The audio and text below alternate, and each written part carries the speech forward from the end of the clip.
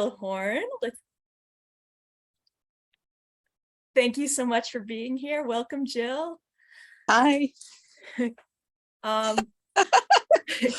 happy to have you. Thank you. So just some of the basics for today. Today is interactive. The first 25, 30 minutes is a little bit about us and our own journey in our being empaths in these times. And the hour, the sort of meat of it will be around all of us sort of having a discussion. Jade and I started a Clubhouse call a couple of years ago, and we've been doing these dialogues for a few years now. And the best part of it is having everybody able to sort of speak and learn from one another. And I always have learned so much in every single session. So I'm really looking forward to having you all participate. We would love you on camera. We totally understand if you don't want to be on camera. So there's that. And I'd love to introduce my dearest teacher and friend and delight, Nalima Bhatt, to tell us a little bit about Truth and Reconciliation and why we are all here today. So Nalima, please. Thank you, Rebecca. Truth and Reconciliation is a movement that we all started. You as Shakti Fellows, kind of can't even count how many of you on the call. There's so many of you. I'm so excited about that. 3 years ago with the George Floyd killing, and I had a very strong sense that until we heal our collective trauma around racism, around gender, around colonization, the human species is not going to be able to get ahead. Our evolution is stuck until we can heal and reconcile our collective trauma of the past, and until we can equip ourselves with peace leadership tools and skills to lead the good future that is possible. So it's a self-organizing movement. People anywhere in the world can offer a session during Truth and Reconciliation Week. It's normally around the full moon of July, which in India is called the Guru Purnima, to the highest principle of wisdom inside each of us. And so we kicked it off yesterday, 13th of July. It goes on till the 16th. And thank you to each one of you who said you're going to offer a session for this year's TRW. So just so grateful. Many of you are members and graduates of the Shakti Fellowship Program, a 9-month global program for women change makers.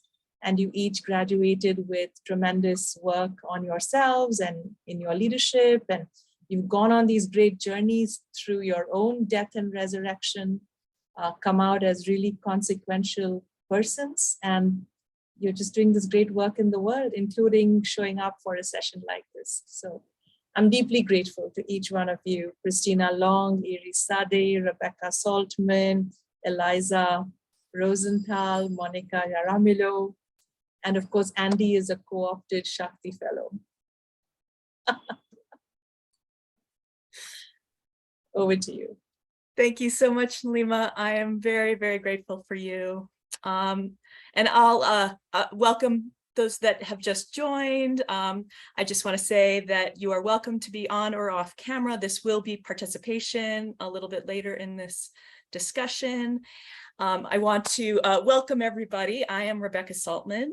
I am here with my co-conspirator in all things You Empath You, Jade Rehder, and the dearest one, and our co-authors. So there's Shakti Leader co-authors, as Nalima was just mentioning. So we have Andy Swindler, we have Monica Jaramillo, we have Sadeh, we have Christina Sloan, we have Elisa Rosenthal, and this is the Truth and Reconciliation Week edition of You Empath You. So we noticed some time ago that there was a gap when it came to learning about being a sensitive and empathic person in this world. So Jade and I decided to do something about it. We started talking to other amazing empaths and empathic people and learned so much that we felt like we needed to share it with the world. So we started a Facebook group, and that was interesting and fun, and lots of people joined us. And then we launched a Clubhouse call and a Clubhouse club, and we started having these deep discussions. And many of you have participated and understand what that is. And then, we created this book, which everybody, we could talk all about it. Everybody could talk about it.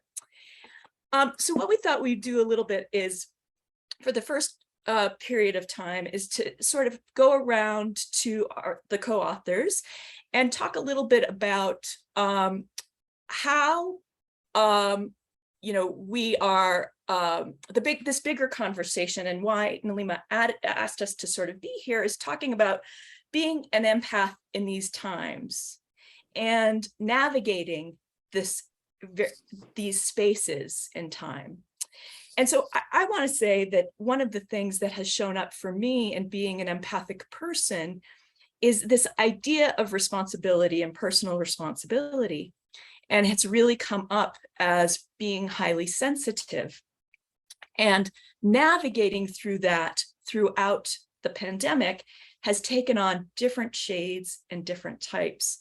And for me, as being deeply empathic, about the earth, and I feel the earth movements, earthquakes, volcanoes, weather, being empathic around sensitivities. If I go into a crowded place, I feel other people. And we talk about one kind of empath in this book, a Hyoka empath, which is mirroring different things back to people, that I wanted to describe a little bit about. That there's so many different ways in which one can feel sensitivities and have sensitivities.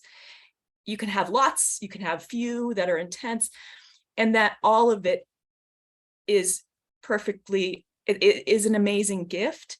And what I also want to say about that is that people don't talk about it. So I am super grateful that everybody has shown up today to have a longer conversation. So with that, I wanted to turn it over first to Andy, our sole gentleman in the You Empath You book, who wrote the foreword, and have you talk a little bit about you.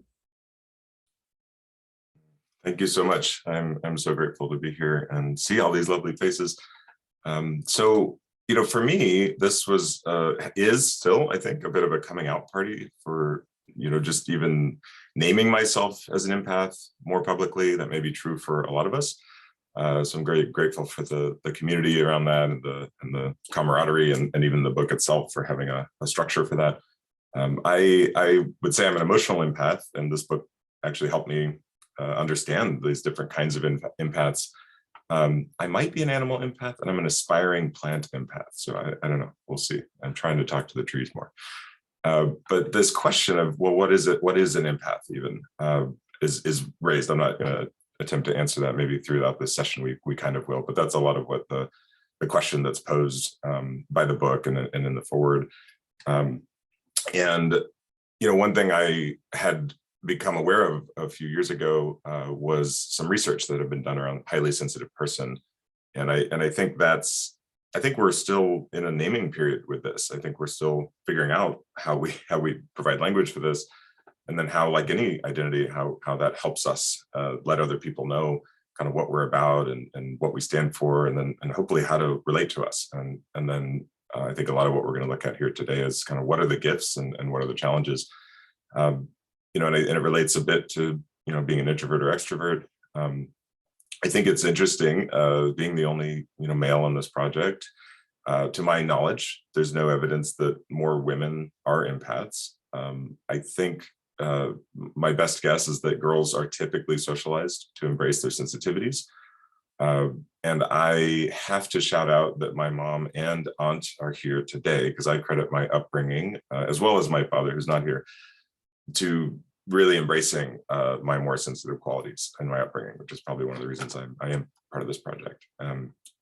So grateful. Thank you. I talked a bit about how being an empath shows up in romance, and that's an ongoing journey for me. And because of the context here with truth and reconciliation and Shakti leadership, that's something, that's a practice I encountered several years ago. And it actually helped me also kind of name the feminine and masculine energy, and even quantify that I had more, by that measure, more feminine energy several years ago. Actually, it was imbalanced towards feminine. And that's not exactly the goal. I think the goal is to balance the feminine and the masculine. So that's been a big part of my journey as well. So all of this is like coming together. It's very exciting. I think of my empathic gift as deep listening and feeling other people. And I believe that is one of the key qualities for anybody, whether they're an empath or not, to try to do that as much as possible, to navigate this incredibly challenging time for humanity and everything we're going through, whether that's the pandemic or racial injustice or anything else that's happening and has been happening for a long time.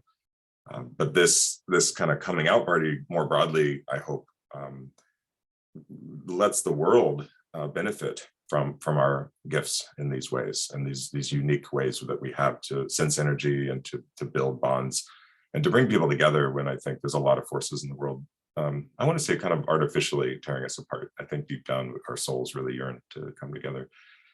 And there is a liability, if I don't manage my energy boundaries well, it can kind of have the opposite impact, where I feel like I'm actually being assaulted by energy, and it can create more distance, actually. So that's one thing I'm always navigating.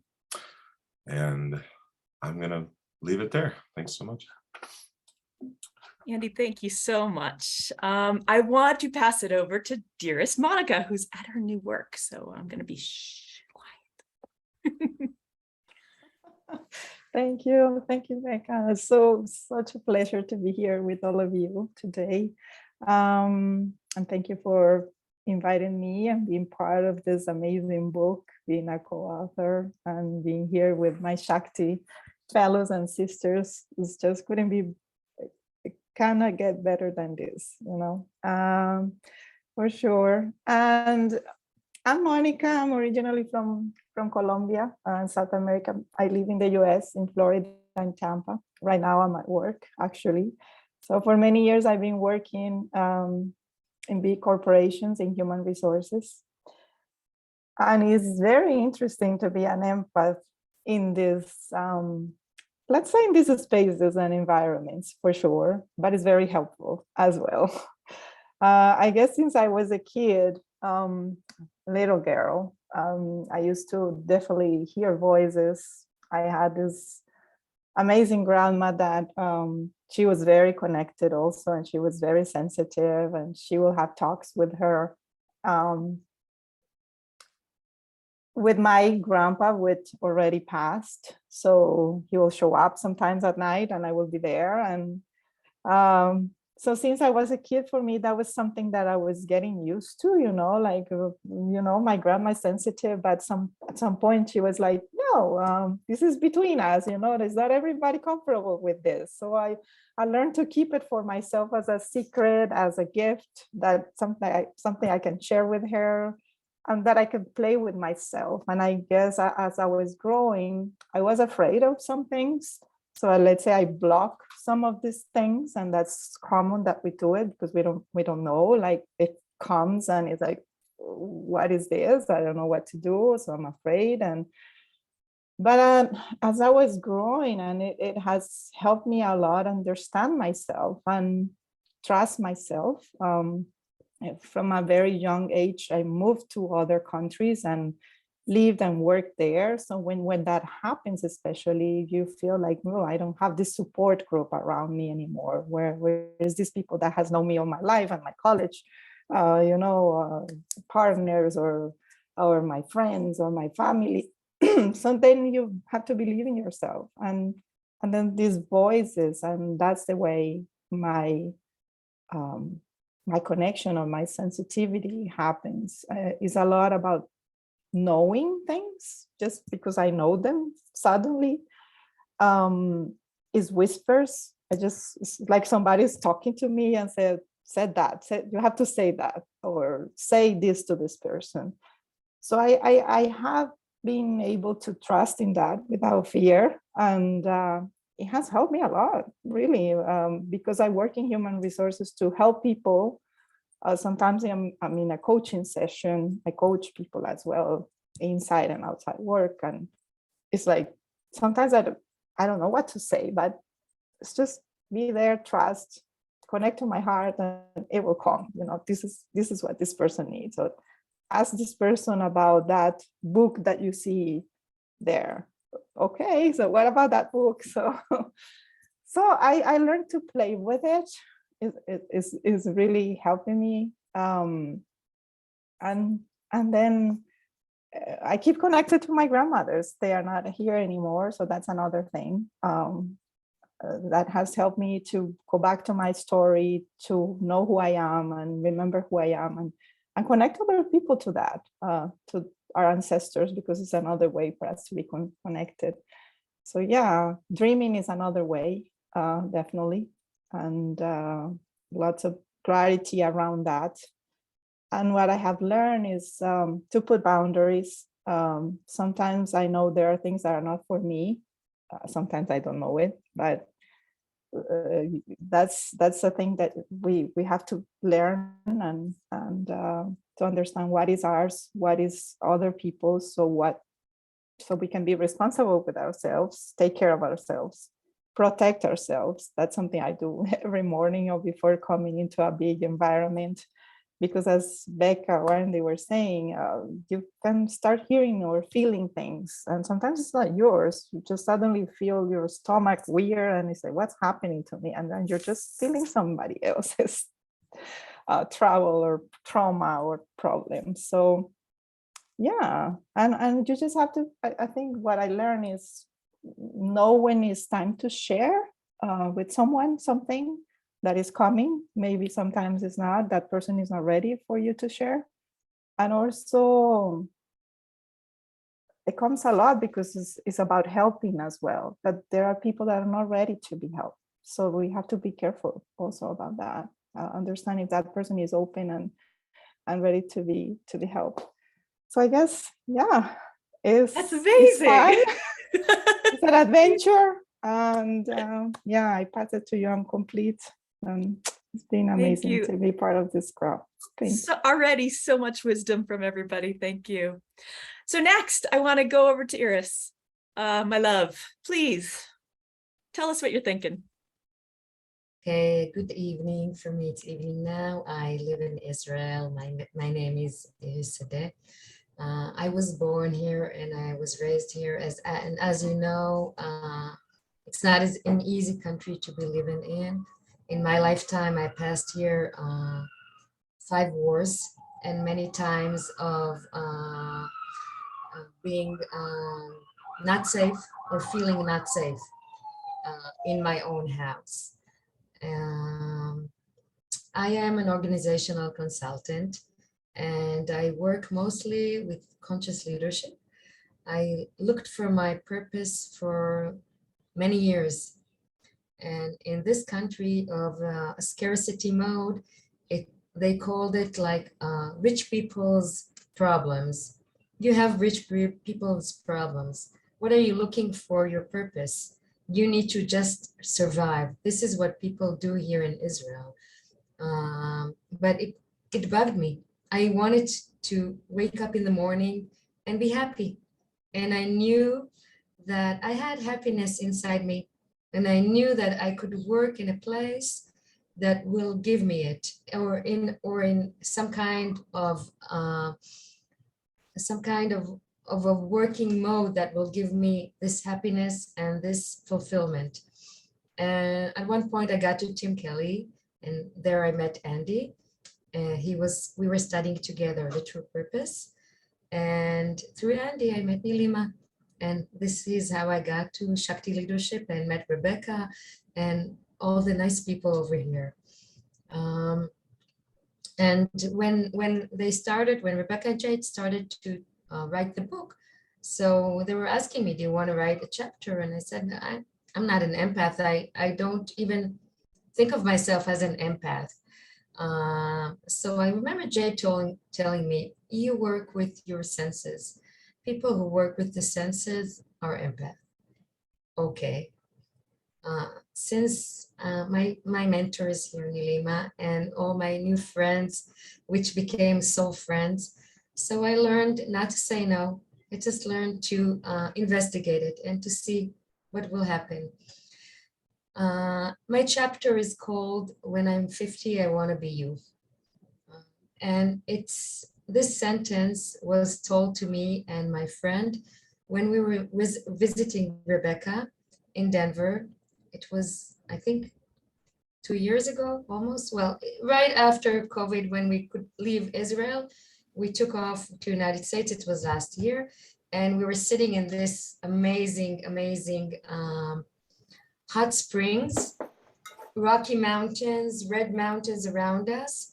And my friend and I, which we love journeying together, and two young Indian women in their 20s. And we were just chatting, and they were asking me, what do you do? So I tell them, I do this, I give workshops, I coach people, and one of them, I'm asking them, what do you do? And she says, I studied to be a doctor, and the other one studied to be an engineer, and they both came from India. They haven't seen their parents for 3 years because of COVID.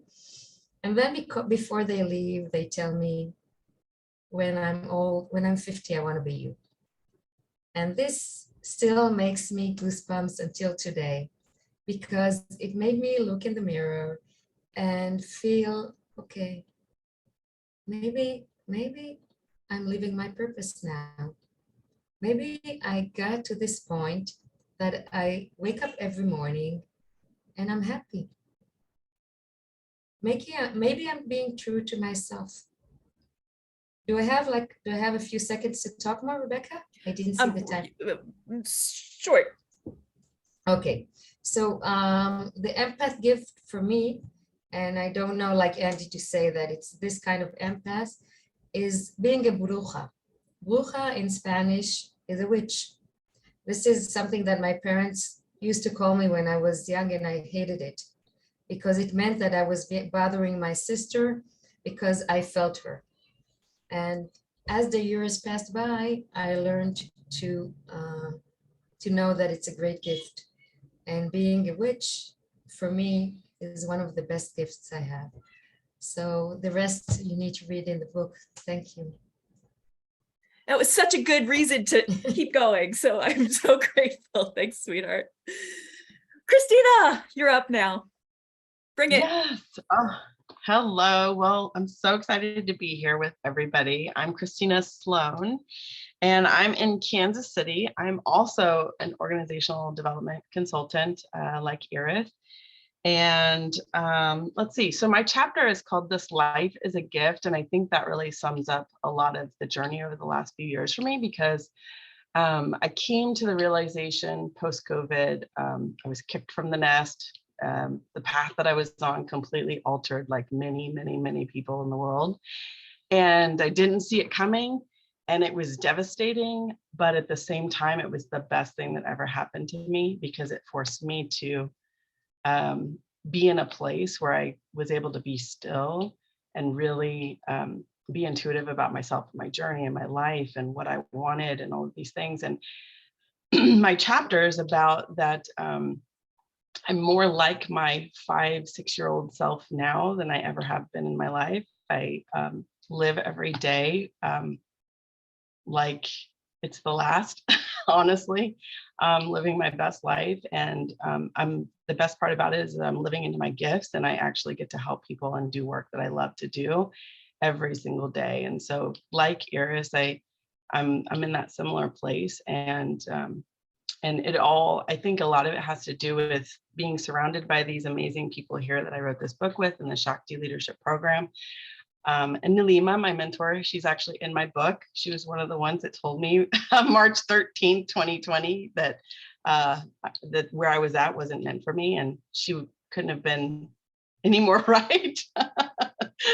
And literally right after that. So in terms of my empathic gifts, I didn't know I was an empath until 2018. Rebecca actually walked up to me and said, how long have you known you're an empath? And of course, that night I was Googling empath. I was like, what the heck is an empath? So I've been on a really quick study for the last several years on it. And I am definitely an emotional empath, but I think the biggest gift for me is that I'm an intuitive. I know things like Monica. I don't hear voices or anything like that. I just know in my gut the direction. I know and can see and visualize the future outcomes of the actions that I'm taking.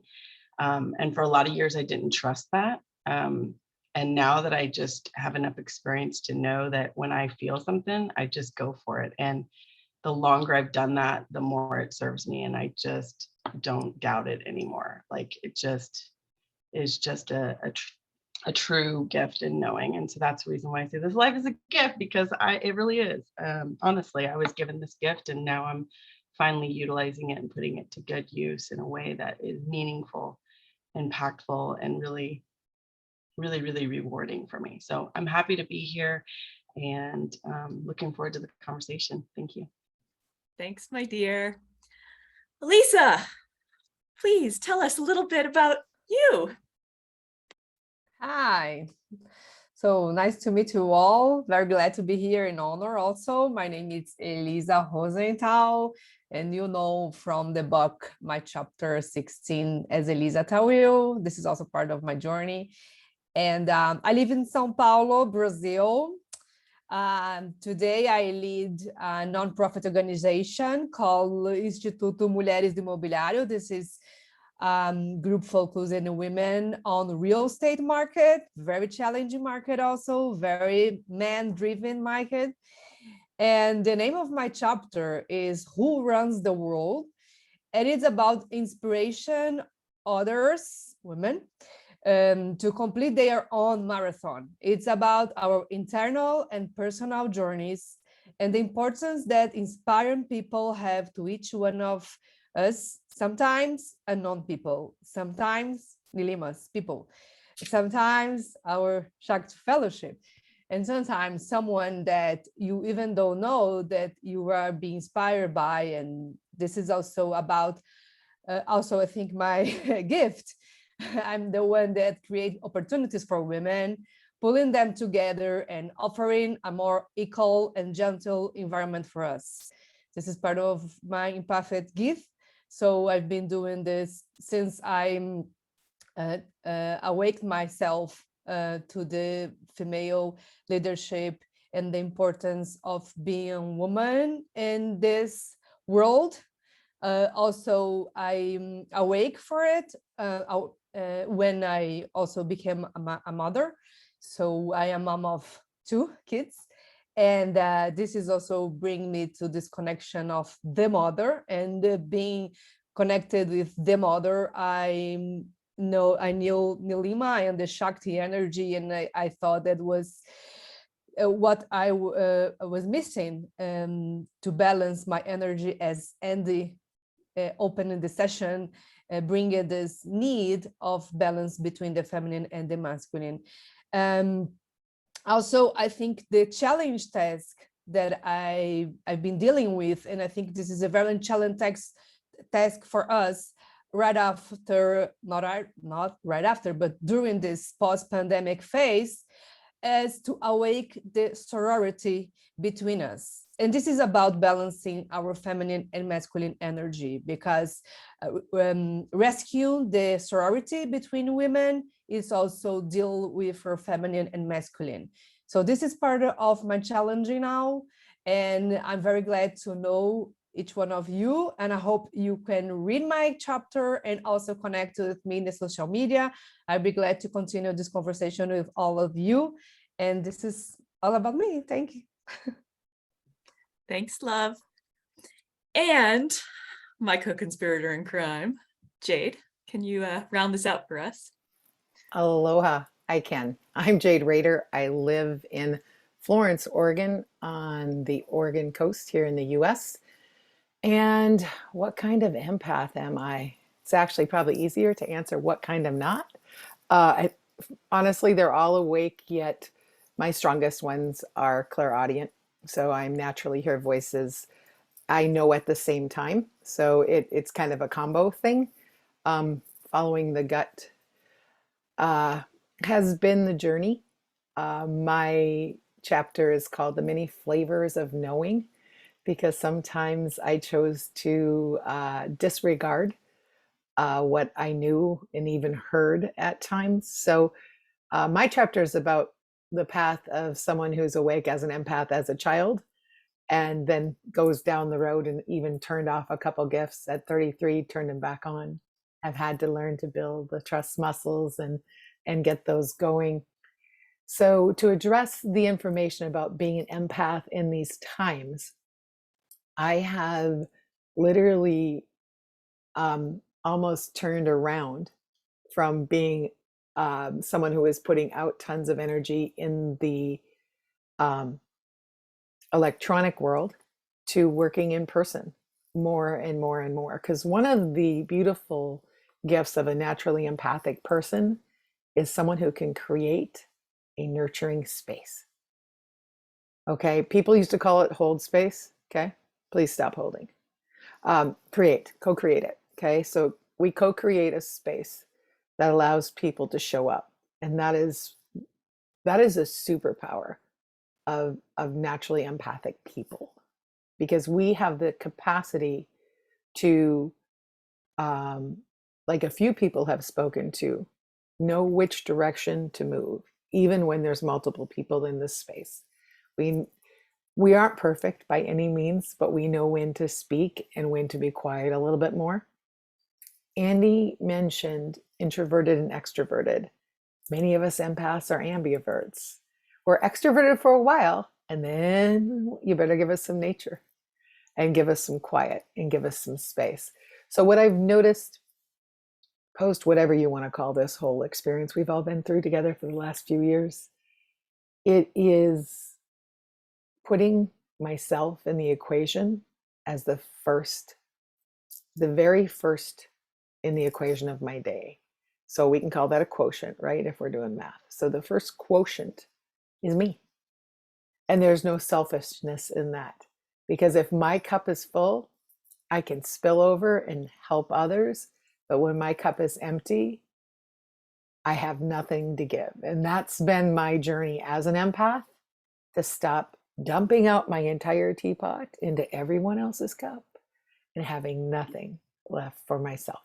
So that's what I wanted to share, really building the muscle of self-care and, absolutely loving myself so that I can absolutely love everyone else that I come in contact with. Mahalo. Jade, thanks so much. What I want to say here is that this being sensitive, being highly sensitive is a gift. And to see where we are in this space and see how we can use this as a gift instead of needing to protect, needing to defend, or thinking it's a curse. Especially in this time, it has become, at least for me, really digging in deep and knowing. And literally, there are people from all over the world, from Africa, from India, from Europe on this, all over the US on this call. And I think that our being connected through this technology also speaks to the time that we're in and navigating these times, that we can connect as highly sensitive people. And so I wanted to sort of open up the conversation. No question is off limits, but open it up to everybody to have a conversation about what has it been like, or what questions do you have about what the times that we're living in and navigating these times. And if you would be able, please raise your electronic hand, because there's more than one page on here. So I would love to help facilitate. I mean, you can raise your regular hand too, if you'd like to talk. Does anybody want to sort of talk or ask any questions to start us off? And I didn't see Michelle's comment.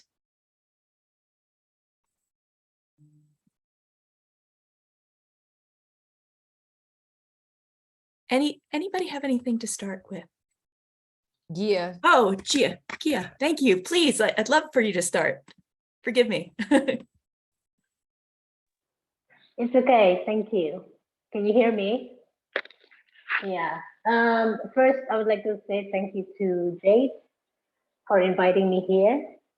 I just had a recent, I don't know what happened with me the past few months. But while I was listening to some people there right now, so I realized that I am empath. Also, I am very intuitive.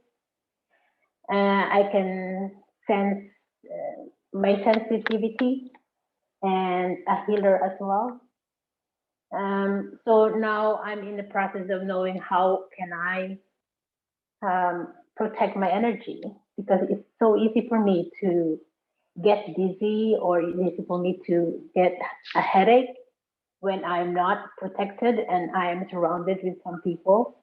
I am sometimes I'm extrovert, sometimes I'm introvert. So that's my question right now. How can I protect my energy so I can help when I'm outside my comfort zone? And any suggestions? Oh boy, do we have some thoughts for you. I'm going to turn this over to Jade. In the book, we have most of them come from Jade and her teachers. We have all kinds of practices. I am going to turn this to Jade to sort of self-sourcing. Self-sourcing is the practice, and it's a practice of creating a double flow within your own energy field. And then here's the magic. You turn your receptor sites in your field towards yourself. I mean, it's all written out in the book, but it's to maybe run do a double. quick example of it. Can you just describe it takes a minute. So here's how I do it, because I do it really fast. Okay, so I go to my energy centers: root, heart, crown, soul star, soul light, earth heart, earth star, root, heart, crown, soul star, soul light, earth heart, earth star, root, heart, crown, soul star. And then I take it the other direction. I'm running a double loop: soul star, crown, heart, root, earth star, earth, heart, soul light, soul star, crown, heart, root, earth star, earth, heart, soul light, soul star, crown, heart. So I end in my heart. Then I act my receptor sites. We have receptor sites on our cells, and I ask them to receive from my soul's column of light that I've just created. So I've created a double loop in Qigong. They tell me. I didn't know that. I just knew what to do. This is actually 5 different teachers' stuff put together. And then I actually, when I've got them receiving from my own consciousness, my flow of consciousness from the source, I ask it to anchor, establish, and maintain. I wish it maintained while we sleep. My experience is you need to do it in the morning. I do it first thing when I get up. And this works, and you can do it. You can, like, after you've done it a few times, you can go like this. And your body knows what to do. So it makes it really fast. But the first time in the book, you've got all the centers included. The reason I went with the parasympathetic when I just did it now. So hopefully that helps. Yeah, I will get your book.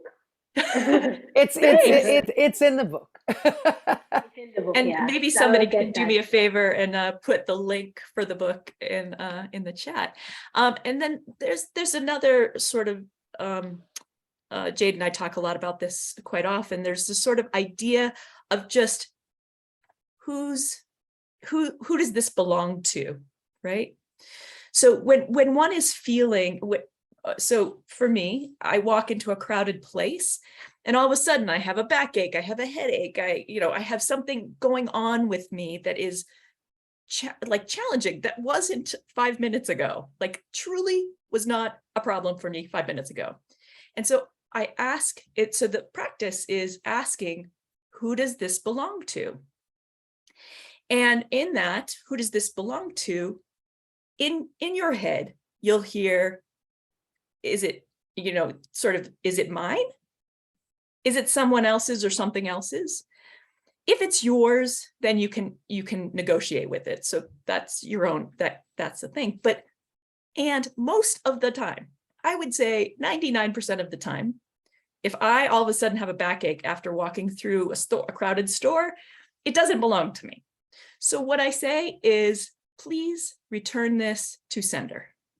Now, you don't have to know who the sender is. It's not going to do them any harm.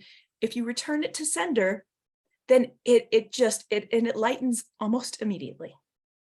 It is the craziest thing ever, but as highly sensitive people, we are receiving so much, there's so much incoming that we don't have sometimes the siphon ability, like the ability to move through that.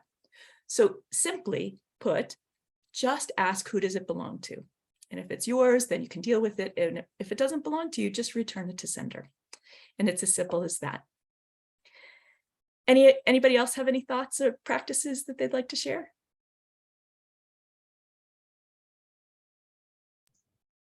I would Yes. want to suggest a quick response to what Michelle wrote about empowerment.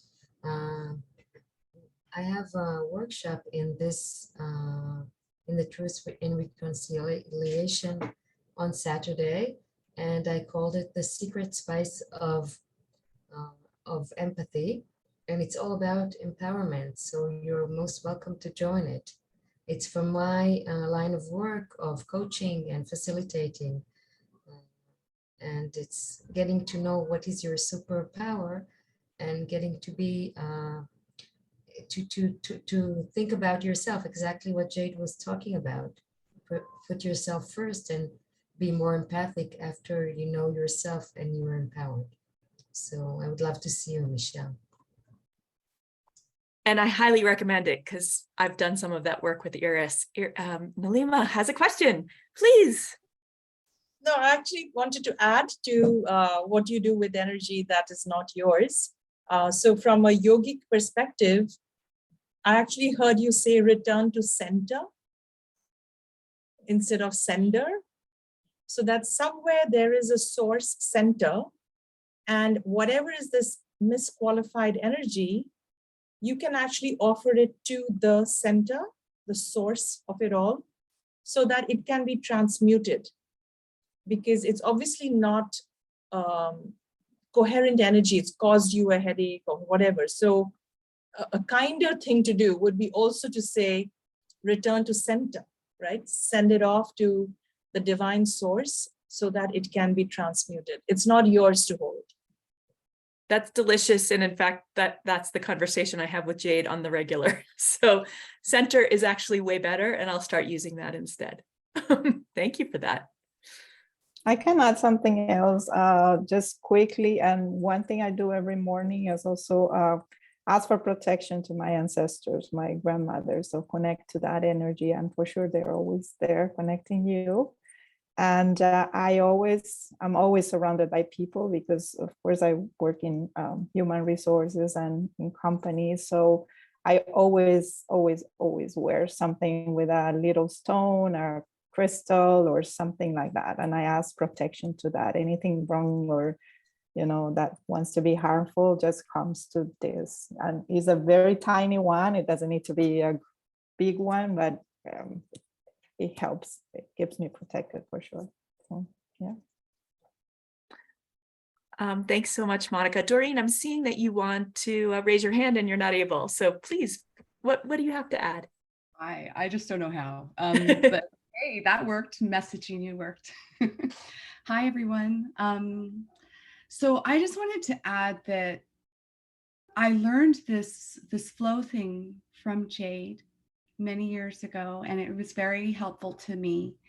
And then I kind of did an iteration for myself that was more like a shield, but I wanted it to be less of a fear-based kind of thing and more of a how I love and take care of my own heart, how I protect my own heart center, so that whatever I'm experiencing, that whatever I go through, that my heart is always safe. And this is kind of this thing. So then I created this kind of love grid, and I use the same fountain. I call it a fountain flow, because fountains, have this recycled effect. And that's just how I named it for myself, because I don't remember how you said it. And then I kind of made it like a bubble. And a little affirmation to build it really, strongly within all my systems. And essentially the idea is that any energy that is either not mine or too much is transmuted. And it doesn't even ever get to my heart. It is basically transmuted into that love grid. So it's constantly reflowing. Anything is transmuted. So it's basically an automatic transmute. That is a globe around me. And I've found that it's been really, really helpful. And even if it's something that I'm doing mentally, but energetically, it's been really helpful. And it's helped me pass through all kinds of things that are going on in the world, because I feel the whole world sometimes. And it's really hard to have that kind of whole energetic, the world's been going through a lot, and man, whew, so it's helped me a lot with that. And I just wanted to add that to the little bit we've got going here. Doreen, thank you so much. Jade, did you want to add to that? You have your hand raised. I do on purpose, because what we're going is into another really cool thing. So what you mentioned, Doreen, is that really we can create a filter on top of the other layer of it. And filter is in the book. I kept it really simple in the book and tell everyone, just like she did, to make your own recipe. Okay, so my thing is do it 3, 4, 5 times, get a feel of how it's working, and then add your own spices, please and thank you, and share it with everyone. So there is one that didn't get in the book that, when you're done with something, you go, oh my, how did that get missed? And it's actually creating 3 bubbles around yourself. And the 3 bubbles have agreements. The first bubble is energy for only me, about 4 foot out, 8 foot out, another bubble, energy for everyone that I'm connected to, physically or energetically. And the 12-foot bubble is a bubble available to all. So because we can run a lot of source energy in through our system, because we're aware and awake, it's really helpful when we're facilitating more energy on the planet. So instead of an energy vampire coming and taking energy from you, you've already got energy available that's continually getting. And thank you so much, Doreen, about the fountain, because it's true. It's continually recirculating. It's coming in. So you've got 3 beautiful bubbles of support around you. So I walked out of protection years ago. My guidance team, I used to teach a disco ball. Shh, don't tell anyone I used to reflect stuff, right? Way back, I taught a disco ball. And then all I heard one day is, hi, how many mirrors do you have with reflectors coming back to you? So this is why we make things that support others and support ourselves, in my view. So that's what I've got to add. Thank you. And Paul brought up, could filter also be spelled as filled her? That could be. Very well could be. So any other questions, any other thoughts of how you've been spending your time or noticing? Berlin? Okay, there's my video. I'm not outside anymore. Woohoo! Well, it's getting hot, so it's hot here in Denver, Colorado. But I guess I wanted to add that, or share, I'm really working on prioritizing. And that is hard. I'm getting a little choked up thinking about it, because what's important with my life path, my journey. And then, of course, I think, it's everybody else's journey, but I have to focus on me. But then, I have my daughter and friends and, but what I'm recognizing is that if I focus on me and my relationship to the universe and the world in which we live, then those other things fall into place. Once I relinquish that control, or lack thereof, I can better serve myself and humanity. And so it's nerve-wracking to listen to myself, because I question myself. Am I on the right path? Am I, who am I listening to that I shouldn't? And it's always coming back that listen to me. Don't have somebody else question my motivations and that which I'm on a direct path to. I, listen, I'm hearing and listening to a lot. I'm overwhelmed. I hear those voices, I guess, if you may,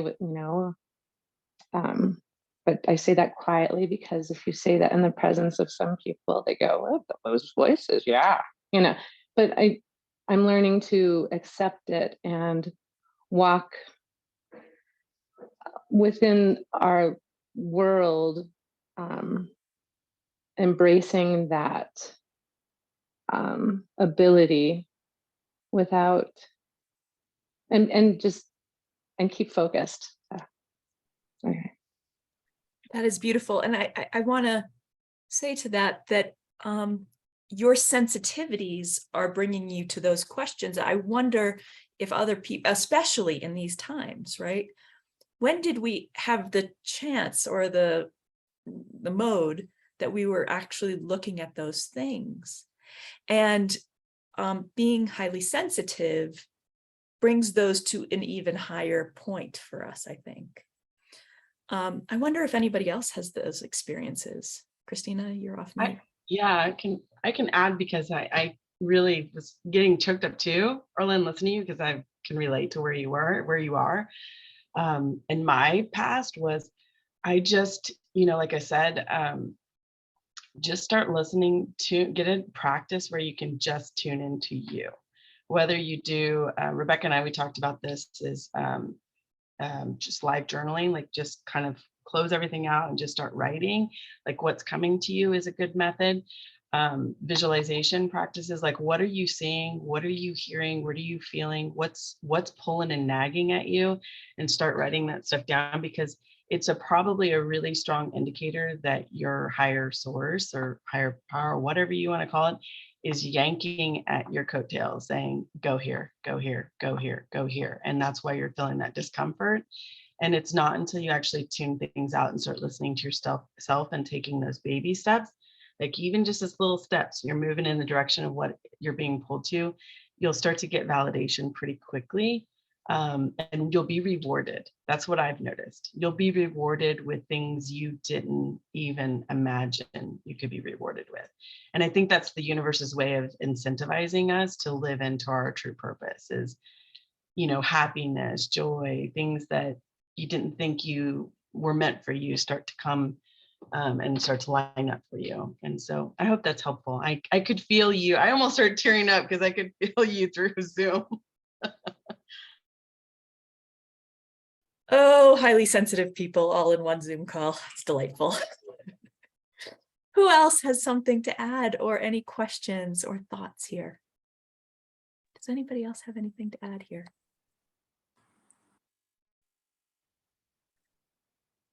Yeah, please. Me? Yeah, I have one more question. So, yeah. Okay, it's okay. Well, Jill, we'll get to you in a second. Okay, sorry, honey. yeah, it's okay. Thank you. Something happened to me on the 8th of June. My son drove me to emergency unit, and before I was very active. I was awake before he drove me there. And the moment we are close to the emergency unit, I started to be like sleepy. I don't have pain, but I was sleepy, and then I was like very weak. And when we arrived in the emergency unit, I barely get out of the car. I almost fainted, but I asked my son and my daughter to entertain me, because I felt like I don't have enough strength to connect or relate or talk to my kids. So when we were in the emergency unit, we were sitting in a private room. The doctor was there. I told my children to swear, like find swearing words to make me laugh, for me to get a little bit of energy. And then the doctor came. I couldn't talk to him. I couldn't connect, like this kind of conversation. I was very weak. And then after the doctor interviewed my daughter, and then the doctor sent me to the hospital. So that's why we went straight to the hospital. But the moment we left the emergency unit, my strength came back. I became normal again. So that's really a mystery for me and my children, and I don't know what happened there. Is there anyone who have insight? What was that? What does that mean? I have lots of thoughts here. And does anybody else want to jump in here? Jade, go ahead. I can only share from my own experience when it comes to hospitals and being empathic. And left. And it literally, the hospital can literally have me fainting. I have physically fainted in hospitals because of what's going on in the space when I was unsourced, right? So I see us as vacuuming the earth for energy, Yeah. not taking, but we just vacuum up what's around us, and we're like a radio station that receives naturally. Yeah. We write about this in the book, receivers and transmitters. We do both, but if we're turned to more receiver, which of course we want our heart to be, right? We're turned to more receiver. We go into a place where there's a lot of pain, confusion. People are sedated, right? And then we get there and we're like, oh, I literally fainted one time in an ICU unit and into a chair. The good news is there was a chair behind me. Yeah. Yeah. It's my experience. Yeah. No medical advice given, just awarenesses that I had. Okay. Yeah. Thank you. Thank you. That helps. Fantastic. I'm grateful that you brought that up. Jill, did you want to speak now? Are you able to?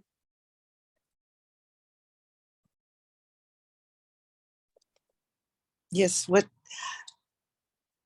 it's about is just what Jade brought up. Walking into an environment and feeling like we want to close down.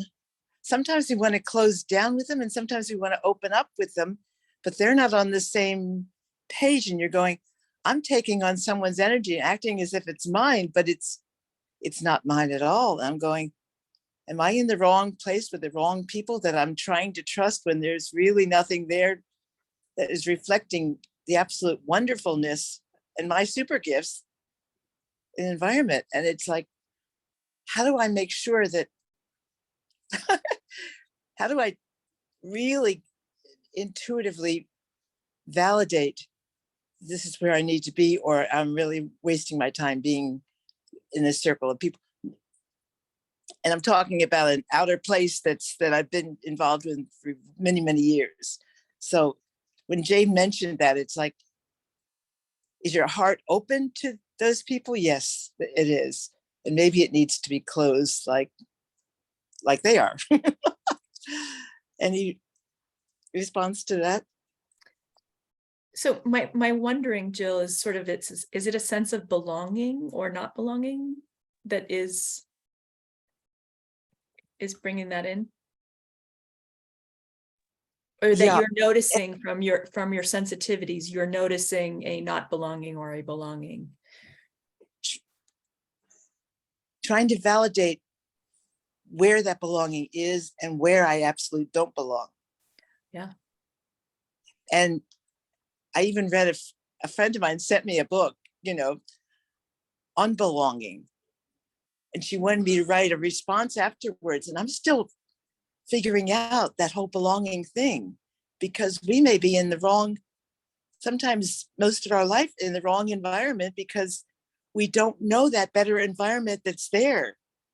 We just think that, wow, this is my circle that I know, but I've had to learn so much to even be in my wholeness and groundedness and in my superpowers, no matter what they do.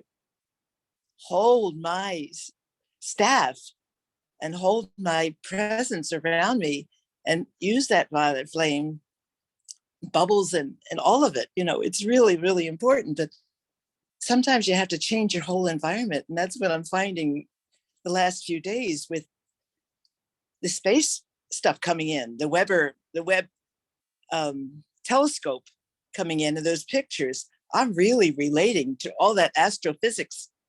All that stuff is just absolutely blowing my whole story into, this is me. I have to find my way into that environment. So it's like this big freeing atmosphere. And I don't even want to share this stuff with the people that I normally know and see. And I'm going, this is my jewels. This is my treasure. Yeah, it's so delicious there, Jill. And I wonder if other people are experiencing that with watching all the Hubble telescope images coming in and feeling like ET phone home at this moment. So there's a lot of questions. So Jade, did you want to sort of speak into that first? Or really quick, speaking into what Jill was talking about, yeah. The words that I had to come up with for myself was I was phasing with those people, which makes no one right or wrong, no one ahead or behind. We just were on a different vibrational phase in experience. So it was almost like we were on different timelines in the same place. And so when I'm phasing with someone, I just choose to spend less time in a space where the consciousnesses are unavailable to really have reciprocity, to be able to support one another. So that's just what I had to add real quick. Thanks. And the awareness and sensitivities around that are very important. I'd love to go to Audrey. Hello, friend. Hello. So I'm curious. Jade, you mentioned the vacuum. That was so very interesting. And that sometimes I feel like I'm sucking up people's stuff. And so I will get nauseated or I will get a headache that just is, and it's not even out and about. It's usually right now being in my apartment, because that's just where I am currently. How do you let that go? So it's, and that was very fascinating, you saying that, because it's like it'll just show up. Like, where did that come from? Like yesterday, I started feeling like I was getting a sore throat, and it's like, I know it's not mine. I'm not getting sick. So what are some remedies that you have for alleviating that faster? Or, and it could just be because now I'm recognizing maybe that's all it is, I'm vacuuming up other people's energy. So if you have anything for that, that would be awesome. Thank you. Well, Audrey, I would also go back to return. Now I'm calling it to center. Thank you, Nalima. That's a good idea. And thinking about that, because if you are clear it's not yours, return it to center.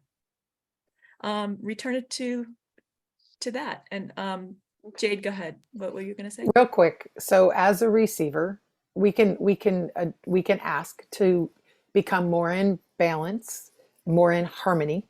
So just like our masculine and feminine energies, we ask to bring them into a harmonic so that we can express both ways.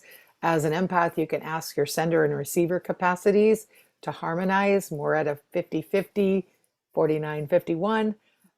When I even learned about receptor and transmitter, someone walks up to me and goes, "You're 97% receiver." I'm like, "Tell me more." "You mean I'm more than a sea sponge?" Because that's what it always felt like, that I sea sponged up the entire world.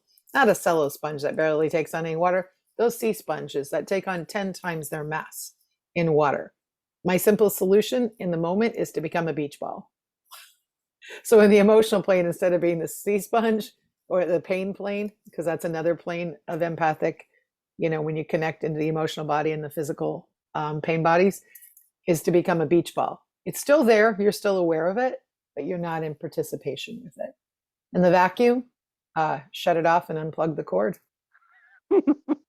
That would be awesome. Okay. Thanks for the question, Audrey. Mr. Mooney, what do you have from Ireland for us today? I have behind me the stone of a cairn, which is 5,000 years old. I want to move it out of the way. See that? That's thousands of ancestors. So in my world, there's no me. I don't exist. So I hear a lot of people saying me, me, me. And in our culture, I would say, when we say we,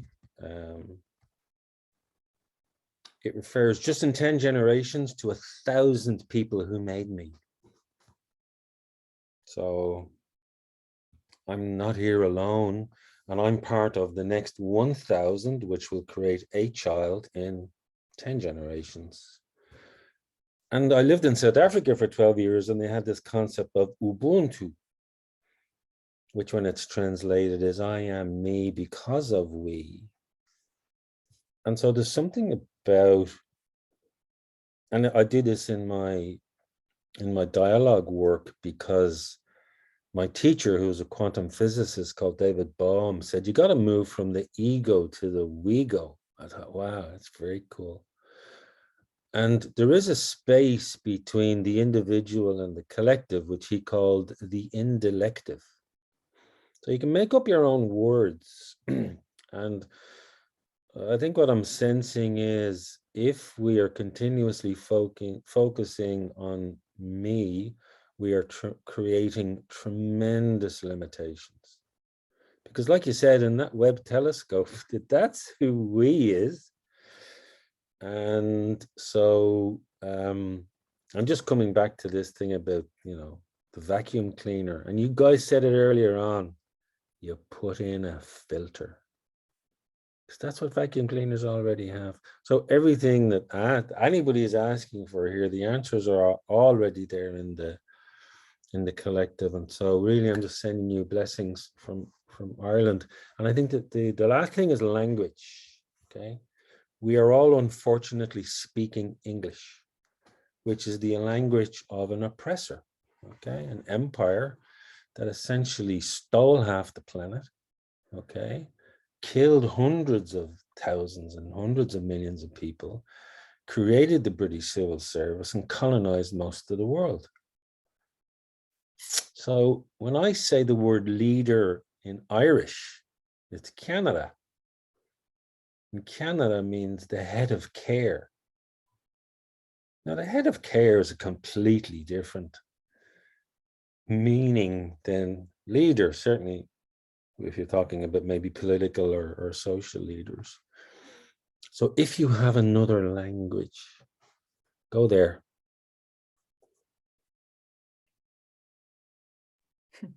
And we have a lot of other language speakers, Paul, so thank you so much, because that it brings up so many things that as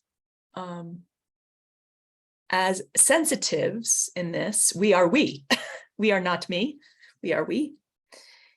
And that is part of the challenge and the gift of it, and understanding and knowing our deep sensitivities. So thank you for that, and thank you for bringing that in. Christina. Yeah, oh my gosh, perfect order. It was very divine, actually. So I'm actually excited to be following what Paul just said, because it was around what I wanted to talk about or mention too, which is, we've transitioned now. We were talking about our own health and what we're dealing with, but it comes back to the question we were having, Rebecca, when I was in Denver last week, which is, it's so important for us to be healed, right? First and foremost, because we have a charge here in this lifetime, at this point in our evolution, we have a very, very important task at hand, right? As empaths. And so it's important for us to first heal ourselves, put on that oxygen mask, right?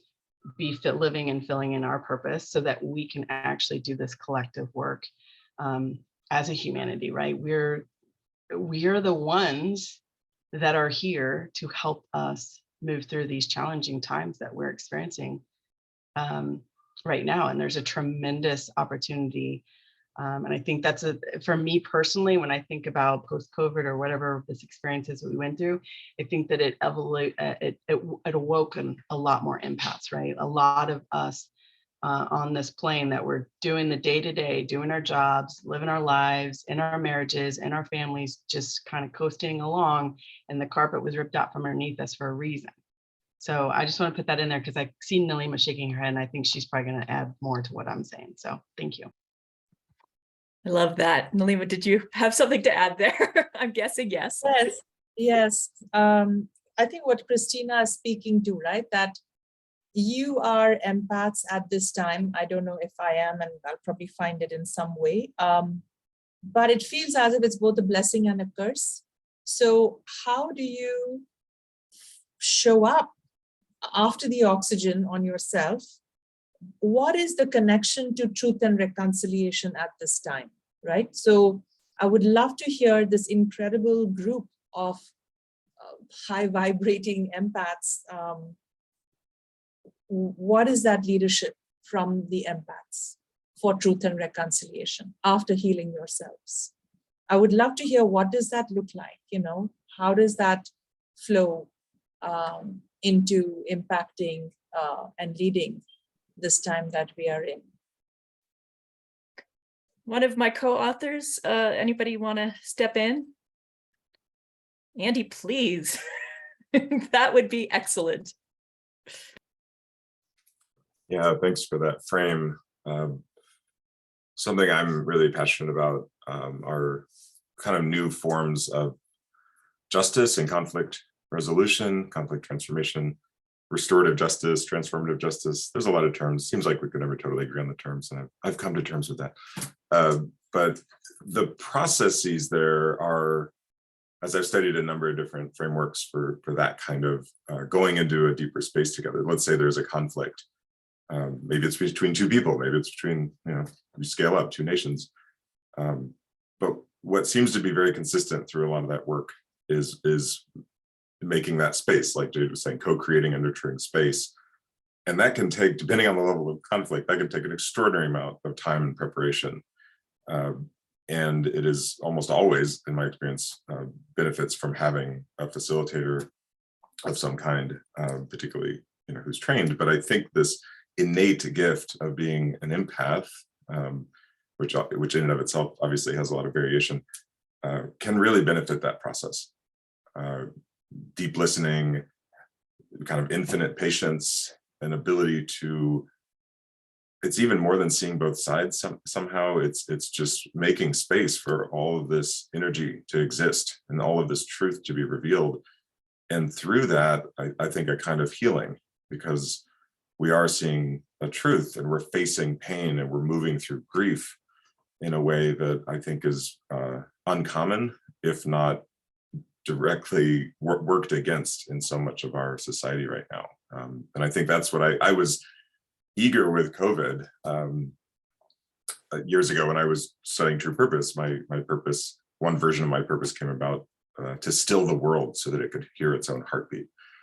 And I thought, COVID, this is it. We've got this worldwide pause. When does that ever happen? Never.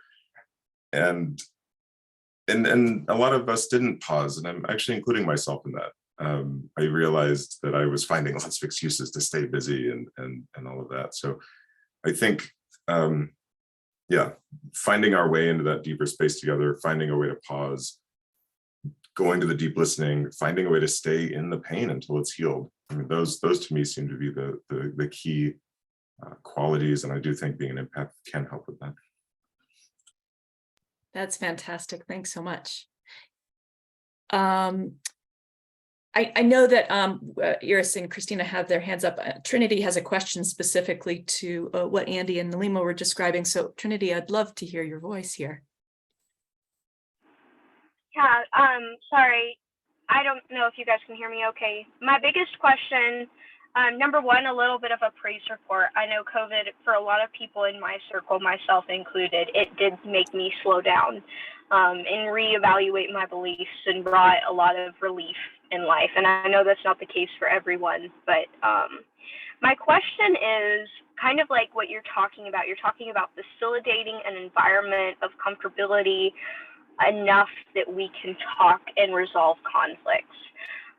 And then you went into basically the isolation and personalization of COVID. And my question here is, how do we create the environment for that for ourselves? That almost sounds a little selfish, but you know how we're talking about that air mask, putting that on. How can we create that environment where we can solve conflicts in ourselves? Do you have tips and tidbits for that? That is gorgeous. And Andy, do you want to start, or Nalima, or? I could take a Yeah. 30-second pass. Certainly a lot of what I've studied as a coach is some form of parts work, ego work, shadow work. I mean, I think there's lots of flavors of that. There's so many practices. But yeah, to me, that's at the core of it, is really kind of untangling my own programming, untangling my own, I don't know, demons, however you want to label them, and also recognizing the gifts in that and moving through that. So anyway, I'm sure people can build from that. Thank you, Andy. Iris or Christina, did you want to sort of speak to Trinity's question as well? I mean, I was just going to say really super quick that I think it's the same thing. It's using our gifts that we pour so much energy into other people and other in groups around us, and instead turning it towards yourself. So if you're the type of person where you're constantly creating space and doing deep listening and the last person to talk, or whatever it is that you naturally do to make other people comfortable, do it for yourself. Close the door and do the same thing for yourself. That's wonderful. And Iris, did you want to jump back in here? What I would add for Trinity, having worked with women for many years, and women tend to leave less space for themselves, especially when they become mothers and have many tasks. One of the really short tips is to make yourself like 2 time slots in the week that are only for you. And it's not connected only to COVID, but I think after this time, it's super relevant to be taking care of yourself and doing whatever it is that you want to do that is not urgent, because urgent things we will always do, but just things that you want to do, the important things. And people, it did change many people's life. And I wanted to add something really short about this time being an empath. Post-COVID, maybe not so post-COVID. For me, mostly it's the balance that got lost between me and anyone else.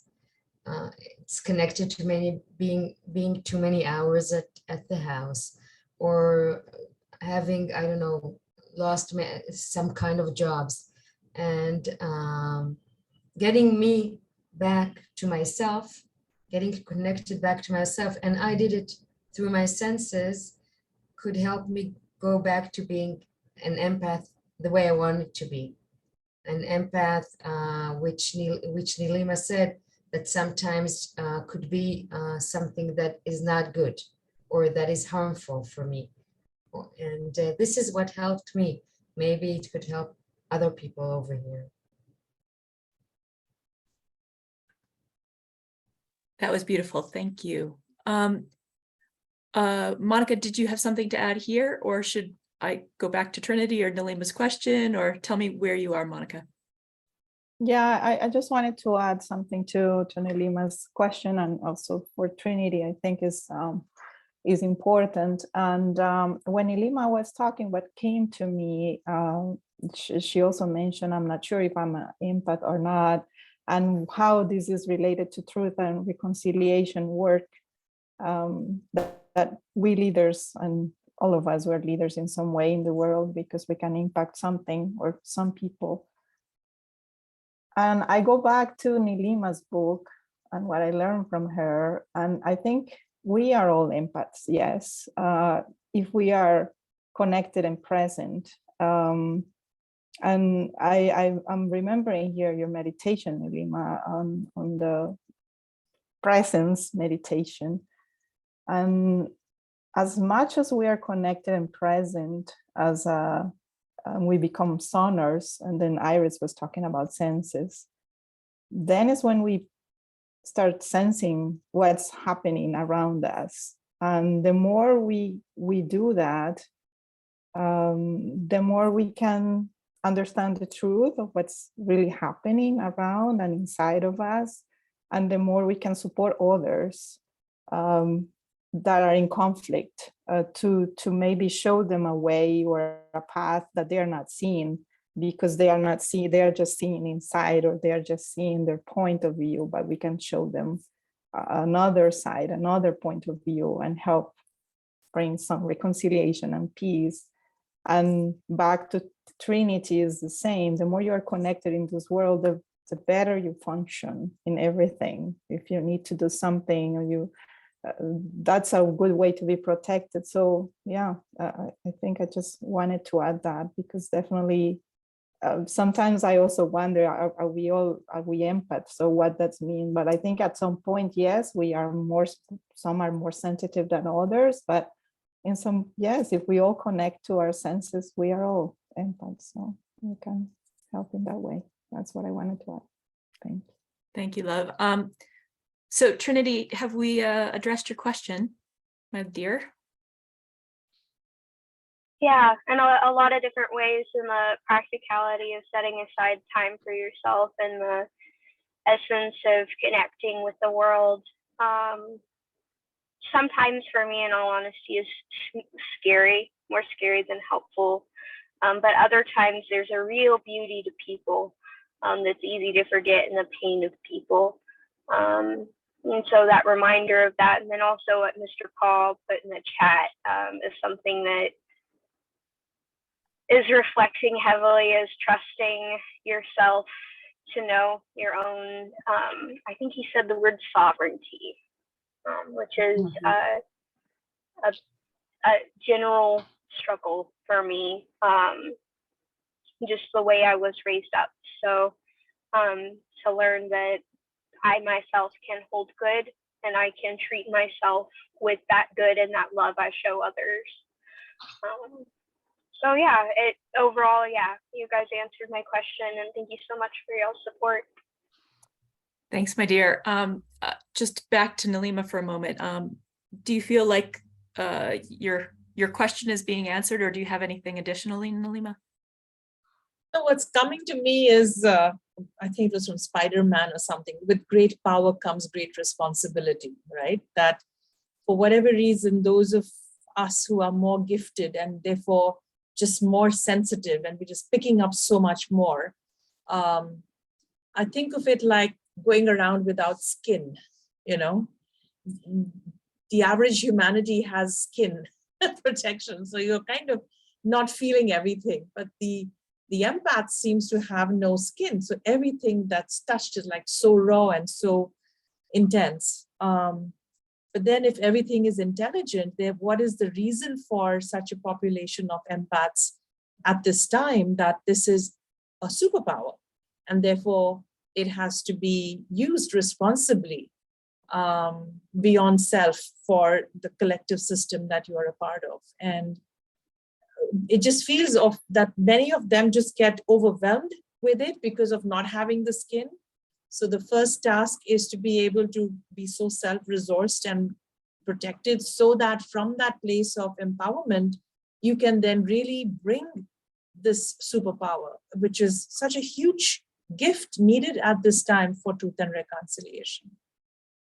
So I feel, this group, this cohort, or whoever you're gathering as the circle of global empaths, if you can create like a support group for each other, then kind of move towards really leading and helping the world at this time, that would be amazing. Self-organize for that. That's amazing, Nalima. Thank you. And then just being cognizant of time, but I know Doreen had one, she's been raising her hand, and I know Christina wanted to say something as well. So Doreen, please. Hi, it's Doran. So sorry, Doreen. No apologies. So sorry, forgive me. I did want to speak to your question, Nalima. This has been a growing understanding for me over many years. I want to give an example. Right now, I use my gifts to work with learners with autism and twice exceptional learners. And I taught in the classroom for years, and I did big groups, did after school programs. But now everything I do is about the one individual and the family. And what I've come to understand as the powerful being and empath that I am, that each act I do of healing or growth is actually multiplied. It's energetically multiplied. If I do something that lifts this one person with this challenge, and I heal something within myself or something, concurrently, then that ripples into the energy space in the same way that I can feel the whole world. So my one single act, my one single engagement with that student has the capacity to be doing great things in the world. And so I want to remind you that each moment, each act that we do, each choice we make is actually something that has the capacity to make those multiplying ripples we want to make in terms of true reconciliation or, healing justice in the world. And I trust that each of us making those choices for ourselves and then making those true mission choices are going to actually, even if it's very individually or very niche focused, it's going to actually be capable of multiplying and bouncing off of all these other people. So how it shows up is mysterious and beautiful, and all of it, I think, is wonderful for the goal. Doran, that was absolutely beautiful, and I'm so grateful. As we are coming to the end of our time, I just wanted to express my deepest gratitude for Nalima and Truth and Reconciliation. I want to express my deep appreciation for my co-authors, sisters and brothers, and for everybody coming today. And if there's just a last word from anybody, if anybody has any last things to share, we'll just take an extra minute or so, but anybody else have anything last to say?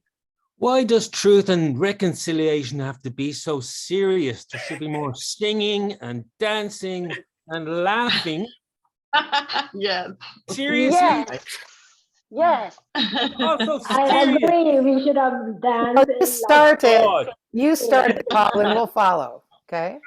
Get the music going.